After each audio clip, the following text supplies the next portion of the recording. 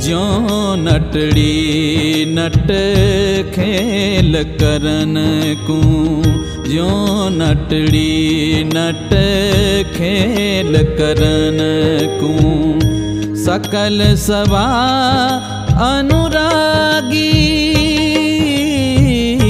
ज्यो नटड़ी नट खेल करन को, सकल सवा अनुरागी। एक दौर दल लागी रहो निज, एक दौर दल लागी रहो निज, डगे ना मन पल पागी।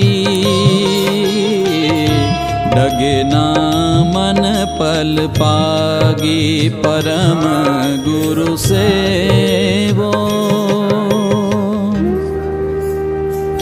सावधानी राखवानी छे। वातो करता मुखड़ू मलके, वातो करीए त्यारे तो बहु हसता होईए छीए, पण ज्यारे आ शरीरनी अंदर रोग आवे छे त्यारे બધું જ ગાયબ થઈ જાય છે। એટલે પ્રભુનું સ્મરણ નિરંતર કરીએ, એમાં સુખ છે। આ બધું સુખનું સાધન તો છે જ, પણ કઈ ગેરંટી વાળું છે ખરું ભાઈ? ગેરંટી ખરી કોઈ વસ્તુમાંથી આપણને કાયમ સુખ મળશે એવું? ઘરમાં લાવેલા રમકડા થોડા દિવસ બાળક રમે છે પછી એને ગમતાય નથી, બોલો એમાંય સુખ નથી કાયમ। સંસારના દરેક પદાર્થો એવા જ છે કે કાયમ આપણને ગમતા નથી, કાયમ આપણને સુખ આપતા નથી। પણ જે કાયમ સુખ આપે છે એવા પ્રભુમાં આપણે વિશ્વાસ રાખીએ। જેણે જેણે હરિનું ભજન કર્યું ને આનંદ કર્યો ને, એને જીવનમાં કાયમ આનંદ જ રહ્યો છે। ક્યારે દુઃખની ઘડી નથી આવી। દુઃખના સમયમાં એને દુઃખનો અહેસાસ નથી થયો। ભગવાનનું જેણે જેણે ભજન કર્યું છે એનો જગતે વિરોધ પણ કર્યો છે, લોકોએ પરેશાન કર્યા છે, પણ એમની પાસે પ્રભુના સ્મરણનો એવો આનંદ હતો કે એના વિરોધો એને દુઃખી ન કરી શક્યા, એનું કશું ન બગાડી શક્યા। અત્યારે ખરેખર આપણા માટે કેટલી બધી અનુકૂળતા છે ભગવાનનું ભજન કરવા માટે, વિચાર કરજો।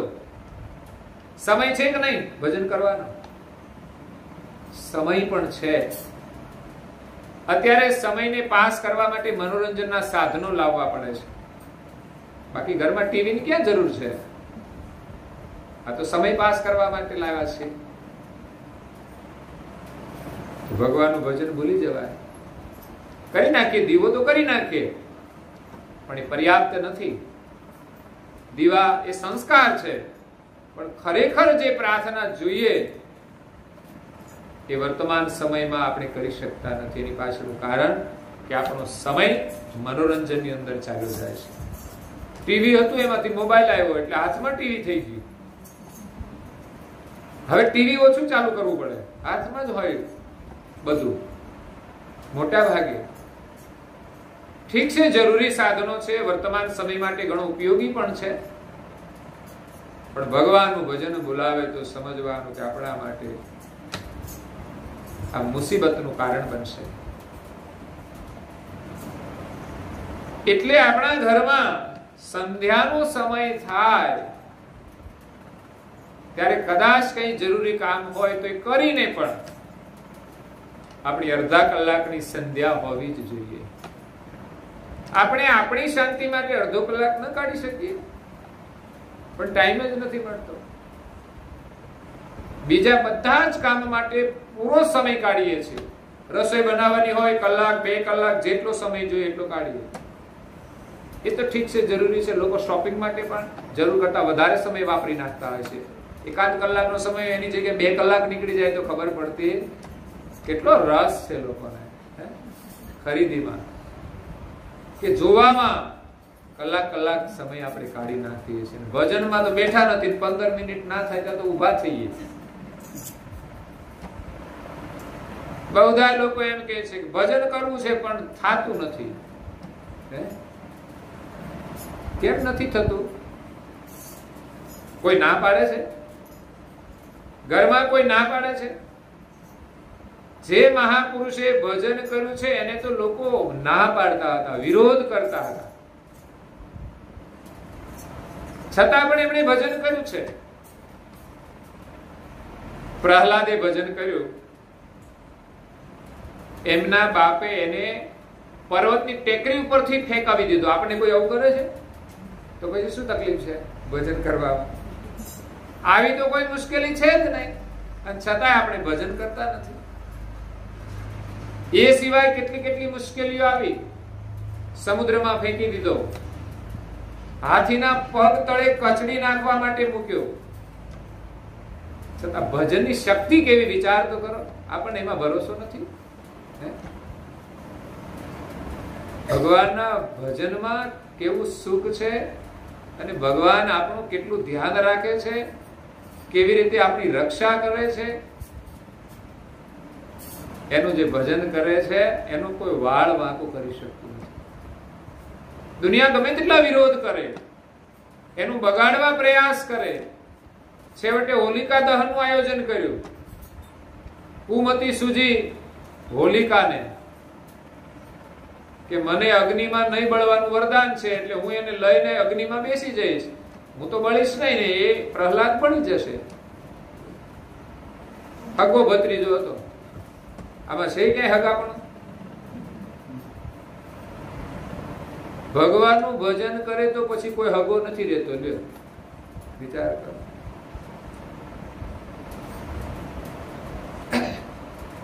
તો પણ એને કઈ થયું નહીં અને હોલિકા બળી ગઈ. કેમ? કે એમણે ખોટું કામ કર્યું છે. હોલિકાને અગ્નિમાં નહીં બળવાનું વરદાન હતું. કદાચ એમ જ કઈ અગ્નિ લાગ્યો હોય, ઘર સળગતું હોય તો ના બળી શકે, પણ આ તો કોઈને હળગાવવા માટે ષડયંત્ર કરે, પછી એમને જે મળેલું વરદાન હતું એ રહી શકતું નથી, નષ્ટ થઈ જાય છે, પૂરું થઈ ગયું અને બળી ગઈ, રાખ થઈ ગઈ. છેવટે છેલ્લો કિમિયો કરે છે. એક લોખંડનો થાંભલો છે એને ગરમ કરે છે અને કહે છે હવે તું આને ભેટ, તારો ભગવાન સાચો હોય તો. પણ એ થાંભલા ઉપર કીડીઓ ચાલી જતી હોય છે. એને વિશ્વાસ આવી જાય કીડીઓ ચાલે એમાં મને તો કશું થવાનું નથી. ભગવાને એને વિશ્વાસ આપ્યો છે કે હવે અણી ઉપર આવ્યો છે, મારા ભક્તનો વિશ્વાસ ડગવો ના જોઈએ.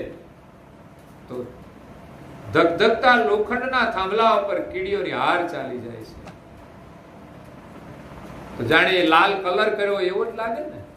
પેલા બધાએ તો ધગાયો હતો એટલે એને તો અગ્નિ જ લાગતો હતો, પણ પ્રભુનું જે ભજન કરે છે એના માટે તો કલર કરેલો થાંભલો જ લાગે, છતાં એને કશું થયું નહીં.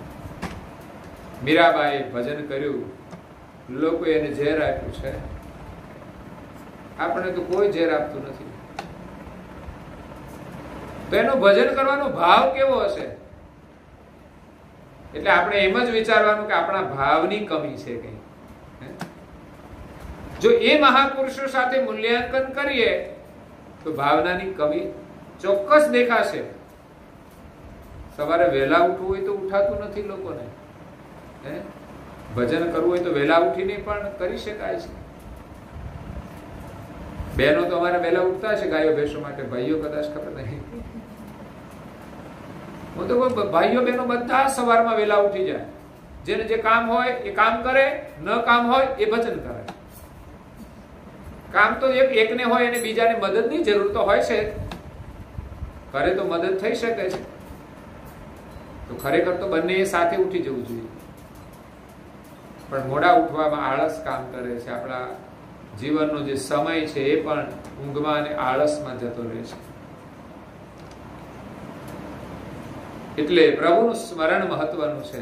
એનું સ્મરણ કરીને જો જીવન જીવીએ તો જીવનમાં કોઈ દુઃખ નથી. ભજનોની અંદર આપણને મહાપુરુષો ઉપદેશ આપે છે. પરમ ગુરુએ કહે છે કે જગત કર્તાએ આ જગત બનાવ્યું છે, પ્રત્યેક જીવ માટે એના સુખ માટેની બધી જ વ્યવસ્થા કરી છે. કીડીને કણ અને હાથીને મણ ખાવાનું એ ભગવાને બનાવેલું છે. એમની કુદરતી સાયકલ છે. દરેક વસ્તુ દરેકને મળી રહે છે. ખેતરમાં આપણે કશું વાવીએ છીએ તો અનાજ માણસ ખાય છે અને ઘાસ ઢોર ખાય છે. પક્ષીઓ પણ એના ભાગનું હોય એ ખાય છે. તો જે જે કાર્ય થાય છે એની અંદર દરેકનો સંબંધ જોડાયેલો છે. આ સંચાલન સર્જનહાર કરી રહ્યા છે. વિતપન અંશ સોય આપ સમરતા, પોતાના ઉત્પન્ન કરેલા જે અંશોને સુખ માટેની સર્જનહાર બધી જ વ્યવસ્થા કરે છે.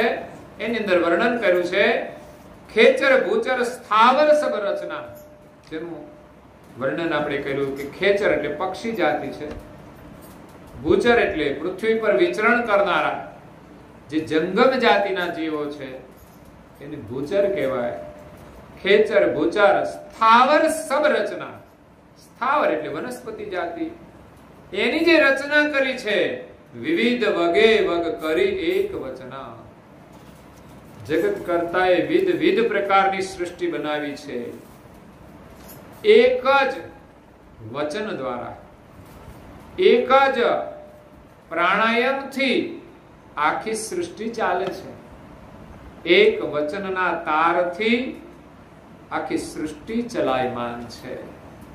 નિયંતા શુભાશુભ કર્મ ફલદાતા, આ જગતના જે નિયંતા, સારી સૃષ્ટિનું જે નિયમન કરે છે,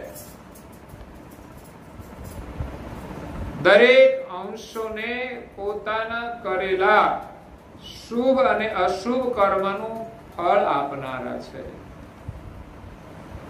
એ જ સર્જનહાર છે કે સંસારમાં જેટલા પણ અંશો છે એ તમામ અંશો જે કર્મ કરે છે એ કર્મનો ખ્યાલ સર્જનહાર રાખે છે અને કરેલા કર્મ પ્રમાણે એનું ફળ પણ આપે છે. એટલે સંસારની અંદર જે જીવ જેવું કર્મ કરે એનો ન્યાય સર્જનહાર બધાના માટે એક સરખો કરે છે. ઘણીવાર લોકો એમ કહેતા હોય છે કે પાપી લોકો સુખી છે અને ધર્મી લોકો દુખી છે. કે જે માણસ ધર્મ પાળે, સેવા કરે, પ્રભુનું સ્મરણ કરે એ દુખી દેખાય છે. એના ઘરમાં ખાવાનું ના હોય, કાં તો બીજી કે ઘણી મુશ્કેલીઓ હોય. અને જે લોકો પાપાચરણ કરતા હોય એને બંગલા હોય, ગાડી હોય, એટલે એમ માને છે કે એ લોકો સુખી છે. પણ ખરેખર આ પરિભાષા ખોટી છે. આપણે માત્ર ભૌતિક સુવિધા જોઈને કોઈને સુખી માની લઈએ એ પણ એક ભ્રાંતિ છે. હા, એ પ્રપંચ કરીને બધું ઊભું કર્યું છે,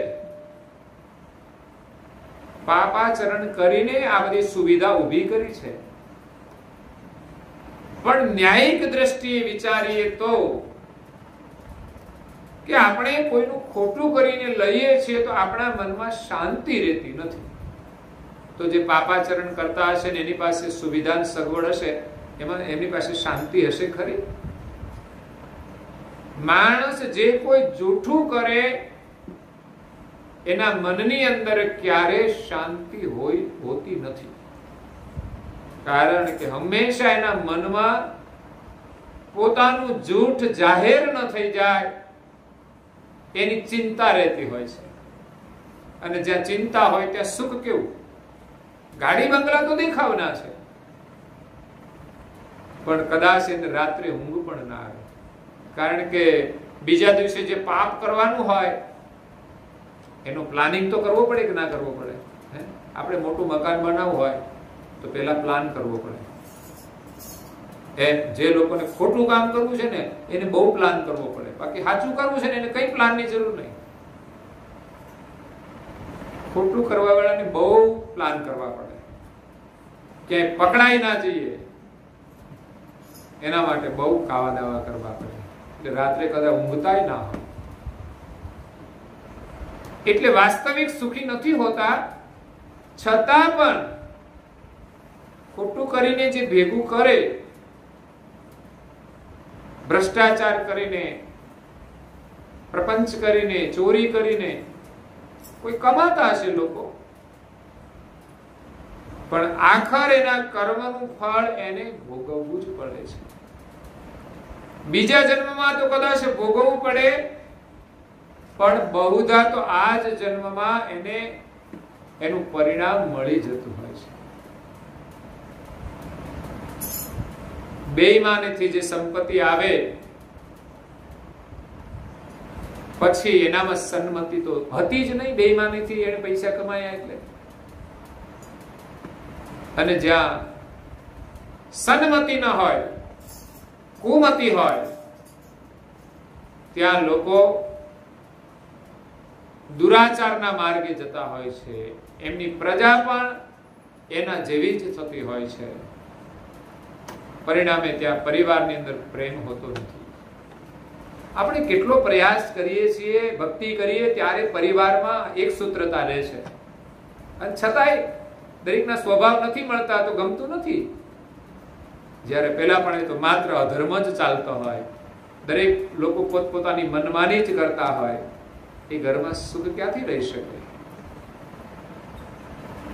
એટલે માત્ર જ સુખ સુવિધા સાથે સુખનો સંબંધ નથી. સંપત્તિ અને સગવડ સાથે જ સુખનો સંબંધ નથી. સાચું સુખ તો આપણા ભીતરની અંદર છે, જેને મેળવવા માટે મહાપુરુષે બહારના તમામ સુખનો પરિત્યાગ કર્યો છે. સાચું સુખ આપણા ભીતરમાં છે, આત્માની અંદર છે. બહાર માત્ર વ્યવસ્થા છે. આપણને ખાવાનું મળી જાય 2 ટાઈમ, 4 જોડી કપડાં હોય, અને રહેવા માટે જે પ્રકારનું મકાન હોય તે આપણું વારસામાં મળેલું હોય કે આપણી મહેનતથી આપણને મળે, એમાં આપણે રહેવાનું છે. આથી વિશેષ જરૂરિયાત આપણી કઈ જ નથી. હોય તો ભલે, ન હોય તો પણ.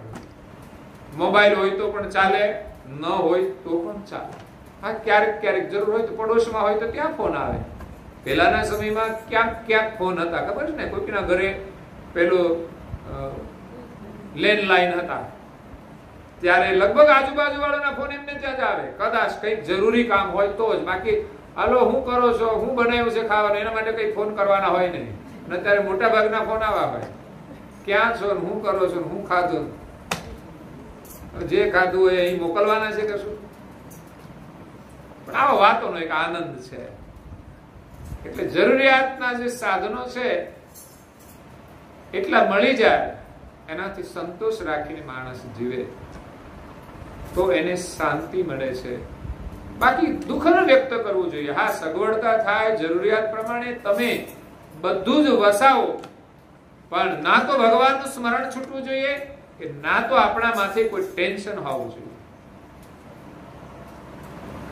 કે કોઈ પણ સાધન કોઈને દેખાડવા માટે નહીં, માત્ર એનો સારામાં સારો ઉપયોગ કરવા માટે.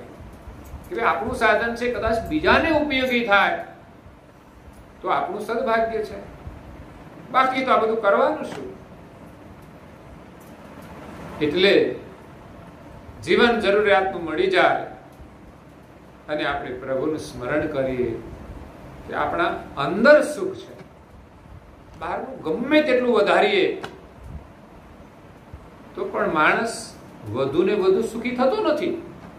હા, સુખની જરૂરિયાત હોય ત્યાં સુધી આપણે સુખી થઈએ, અને પછી થોડું થોડું વધતું જાય ને એમ થોડું સુખ વધે, પછી દુઃખ પણ વધે છે, ટેન્શન પણ વધે, ચિંતા પણ વધે, અને પછી તો એટલી બધી ચિંતાઓ અને દુઃખ વધી જાય કે એમાંથી નીકળવાનો કોઈ રસ્તો જ આપણને ન મળી શકે. ના એના વગર ચાલે, કે ના આપણને હોય તો પણ સુખ મળે, આવી પરિસ્થિતિ ઊભી થઈ જાય છે. એટલે મહાપુરુષોએ બહારની વ્યવસ્થાઓ છોડીને એમણે ભીતરનું સુખ પ્રાપ્ત કર્યું છે. હમણાં હરિદ્વારની અંદર કુંભ મેળો ચાલે છે. કોરોના તો છે, પણ છતાં કુંભ મેળો ચાલે છે. જો કે ચૂંટણીઓ થાય છે, પછી કુંભ મેળામાં વાંધો. સાવધાની તો દરેક વ્યક્તિ રાખવાની છે. ચૂંટણીમાં જવું ન જવું એના માટે આપણે સ્વતંત્ર છીએ, કોઈ ફોર્સ નથી. એમ આપણે સાવધાન રહીને જીવવાનું છે. સરકાર એના માટે એની ફરજ હોય એ પ્રમાણે ગાઈડલાઇન્સ બહાર પાડે, પણ મુખ્ય જવાબદારી પોતાની જ હોય છે. કોરોનાથી બચવા માટે સાવધાન રહેવી આપણી જવાબદારી છે. સરકાર કદાચ માનો કે છૂટ આપી દે ને આપણે ફર્યા કરીએ, પરિણામ શું આવે? મુશ્કેલીમાં આપણે મુકાઈએ. એટલે સરકાર એની રીતે પ્રયાસ કરે, બંધારણ કરે, નિયમ કરે, આપણે આપણી રીતે ફોલો કરવા જોઈએ આપણી સાવધાની માટે. તો આ કુંભ મેળો 12 વર્ષે આવતો હોય છે, એટલે સાધુ સંતો પાસે હઠી તો હોય, તમારા પ્રસંગો થાય તો અમારા પ્રસંગોમાં શું વાંધો, અને અમારા પ્રસંગોમાં અમને વિશ્વાસ હોય છે કે નહીં વાંધો આવે, અને નિયમ સાથે કરતા હોય છે. ઘણા સાધુ સંતો તો જે બધા મોટા મઠવાળા હોય છે એમના પ્રસંગો હોય તો એ નિયમ પ્રમાણે પણ આયોજન કરતા હોય છે. આ તો સુખની વાત છે. સુખ ક્યાં છે? આપણે જે ભૌતિકતા પાછળ દોડીએ છીએ, પણ વાસ્તવિક સુખ તો આપણા ભીતરની અંદર છે. એના માટે બહારના કોઈ સાધનોની જરૂર નથી. માત્ર તમને ભોજન મળી જાય, પહેરવાના કપડા મળી જાય અને જે આવાસની વ્યવસ્થા હોય, બસ આટલા સિવાય ભીતરના સુખ માટે કંઈ જરૂરી લાગતું નથી. તો એક 29 વર્ષના વ્યક્તિ, યુવાન,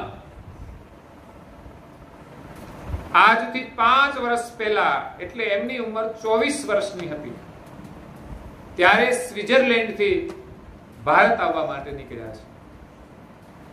ત્યાં એ સુખી હતા. પોતે 24 વર્ષની ઉંમરે ભણી ગણી અને એક વેબ ડિઝાઇનનું કામ કરતા હતા અને લાખો ડોલર કમાતા હતા સ્વિટ્ઝરલેન્ડમાં. પણ છતાંય એમને યોગ દ્વારા ધ્યાનનો ચસ્કો લાગ્યો અને આકર્ષણ થયું. બુદ્ધના જીવનમાંથી એમને પ્રેરણા મળી કે બુદ્ધનું જીવન તો રાજપાટનો સુખનો ત્યાગ કરી અને એમને સંન્યાસ ગ્રહણ કર્યો. પત્ની પરિવારનો ત્યાગ કરી અને એમણે દીક્ષા લીધી. અને એમના ઉત્તમ વિચારો આપણને ધ્યાન તરફ લઈ જાય છે કે તમારી અંદર જ સુખ છે.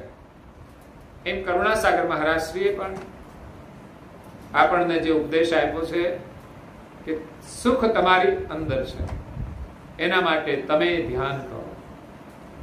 હા, પરમ ગુરુએ એવું કહ્યું છે કે સંસારમાં રહીને પણ એ સુખ મેળવી શકાય છે અને સાધુ બનીને પણ એ સુખ મેળવી શકાય છે. સંસારમાં રહીને જે સુખ મેળવવાનું છે એના માટે એનો નિયમ આપ્યો છે. સાધુ જીવન માટે એનો નિયમ અલગ આપ્યો છે કે સાધુએ વધુ સમય ધ્યાન કરવું જોઈએ, નહીં તો એનું મન અને વૃત્તિ ભટકે છે. એ પણ બહારના સુખ માટે દોડતા હોય છે કે બહારનું સુખ મળી જાય. હા, બહારની વ્યવસ્થા એક સાધના માટે હોય છે.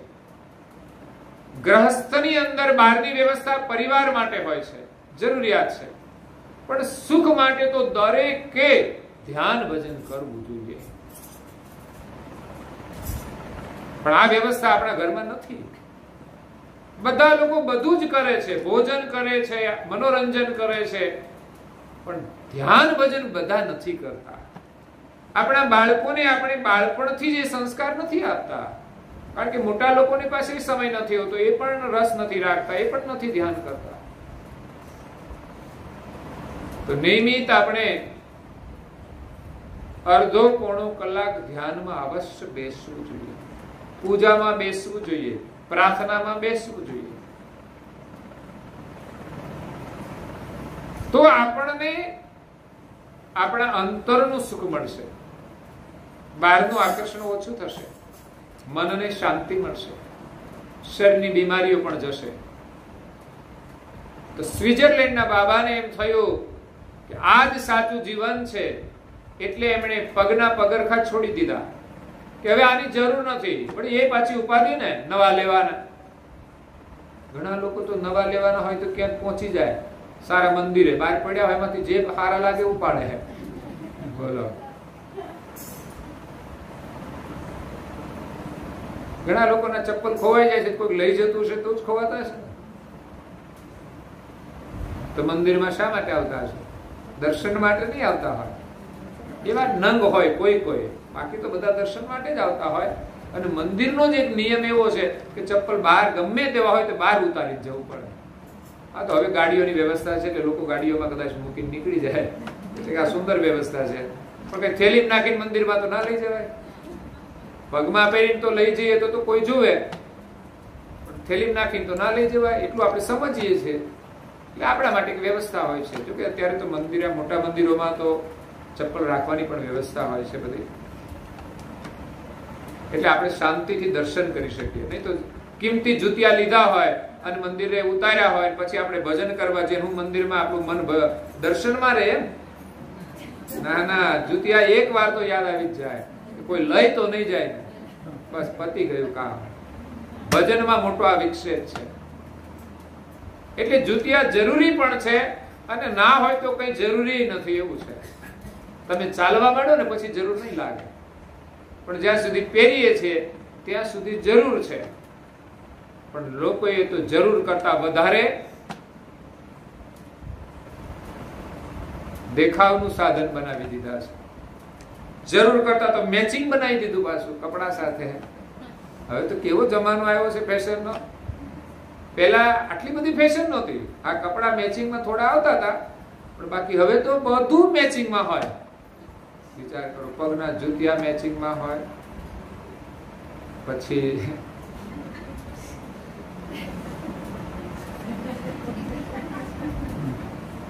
જેટલા શણગાર હોય એ બધા એક કલર ના હોય.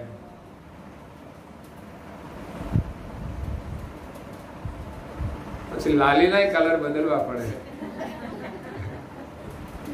માસ્ક પહેરે છે ને એ લોકો મેચિંગ બનાવે છે. એમના જે કપડા હોય ને એમાં 2-4-5 જુદા જુદા મેચિંગ ના માસ્ક બનાવી લે છે અને લાગે સરસ બધું મેચિંગમાં.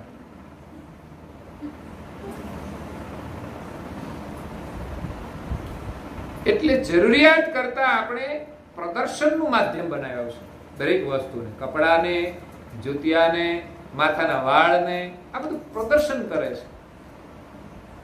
એમાં તો આપણે દુઃખી થયા છીએ. આ બધું ભૂલીને આપણે આ શરીરમાં આપણે છીએ એ ક્યાં છીએ એમાં સુખ છે, એમાંથી સુખ લેવાનું છે.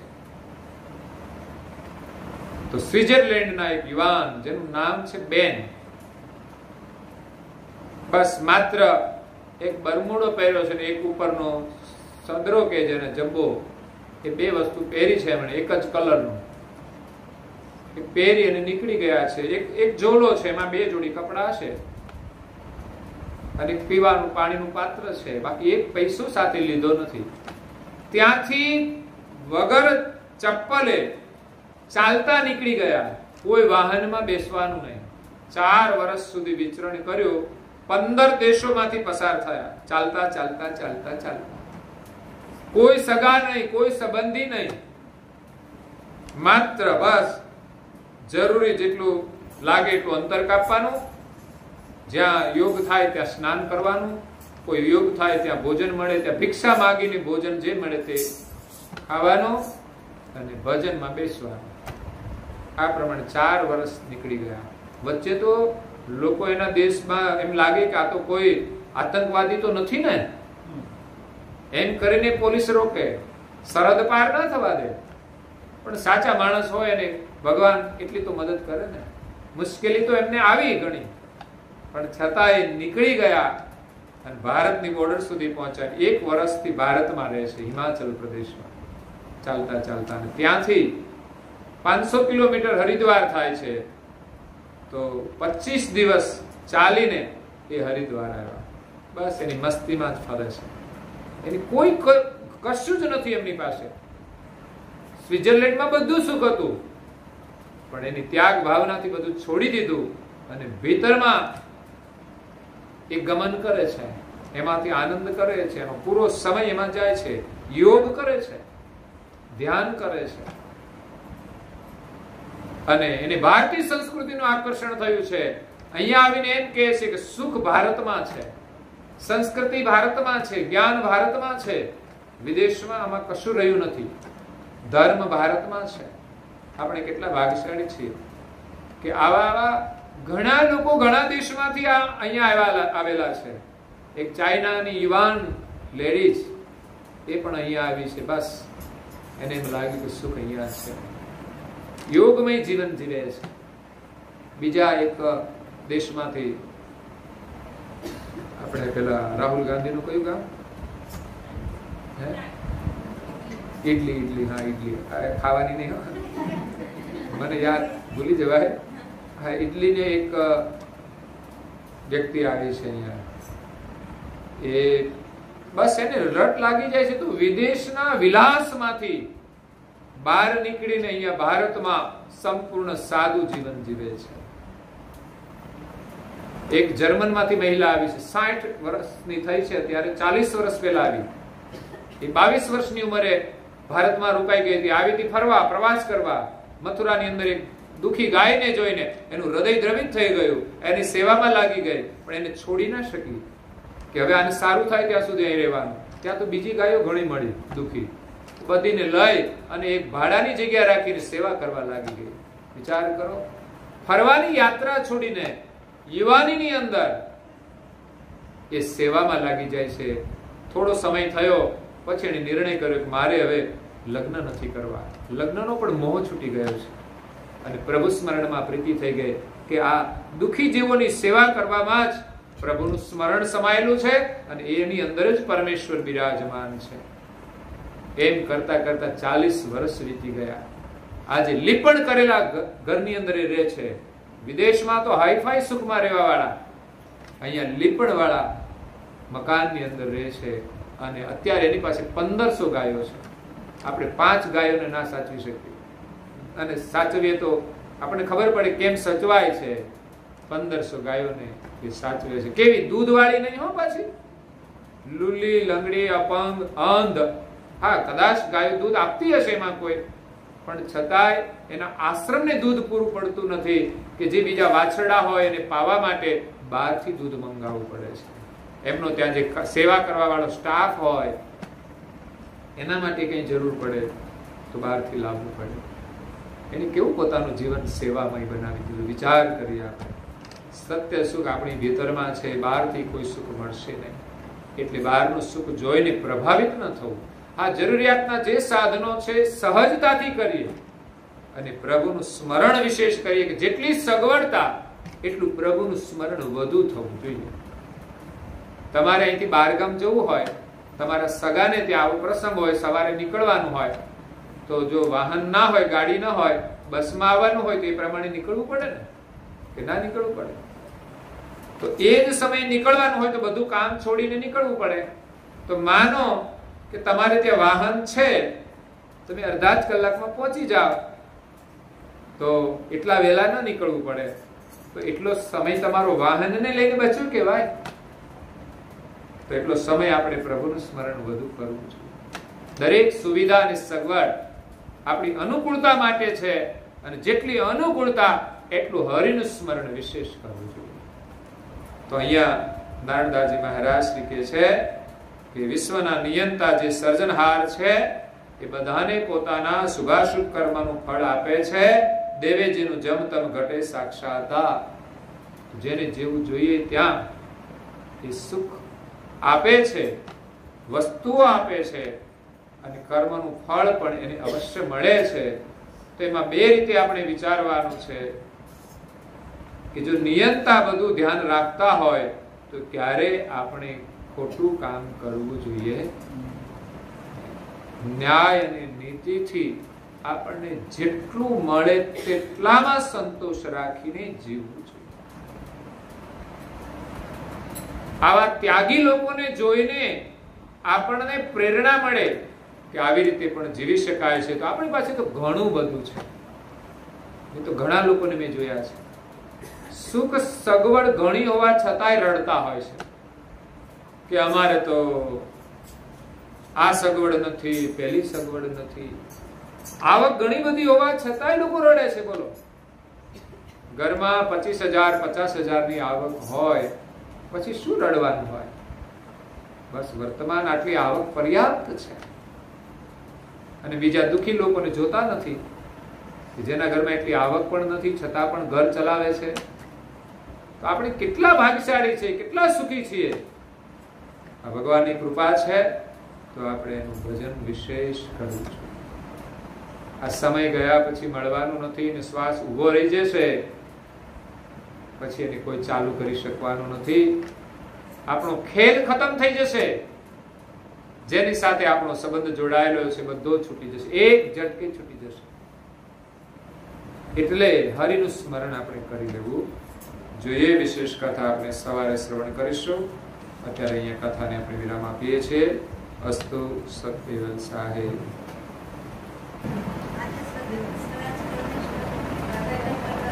જય જય જય જય જય જય જય જય જય. कथा सत्संग गुणावती का साथ केवल साहेब.